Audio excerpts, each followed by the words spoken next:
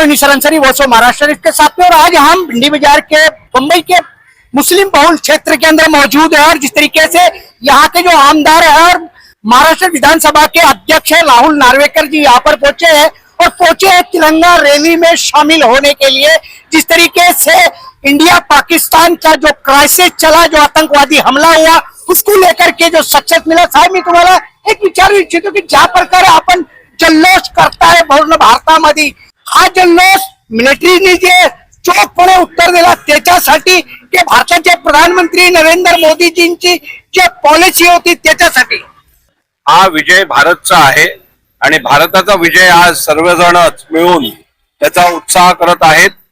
जवानांनी जे काम केलं आहे ते अत्यंत अभूतपूर्व आहे आणि आपल्या सेनेने जे काम केलेलं आहे त्याची जेवढी सराहना केली जाईल तेवढी कमीच आहे आणि त्यामुळे आम्ही आमची कृतज्ञता ही भारताच्या सैनिकांप्रती प्रकट करत आहोत।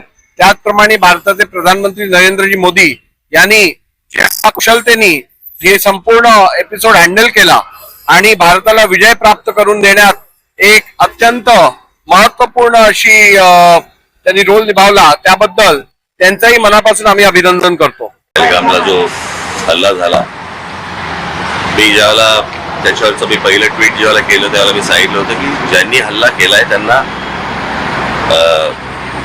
ते अतिरेकी दहशतवादी जे कोणी असेल त्यांना आपण धडा शिकवला पाहिजे आणि अत्यंत कठोर असा की त्यांच्या पुढच्या पिढ्यांना लक्षात राहायला पाहिजे। पण दहशतवादी हल्ल्याचं उत्तर युद्ध नसतं। राहुल नार्वेकर साहेब, तुम्हाला एक अजून प्रश्न मी विचारू इच्छितो की ज्या प्रकारे एवढा मोठा यश भारताला मिळालेला आहे मिलिटरीच्या प्रमाणे, पण मुंबईचे महाराष्ट्राचे काही मोठे नेत्यांचं असं म्हणणं आहे की युद्ध करणं गरजेचं न होता तरी युद्ध केला गेला। ज्या लोकांना देशाबद्दल प्रेम नाही आहे, देशाबद्दल अस्मिता नाही आहे, ते असेच वक्तव्य करणार।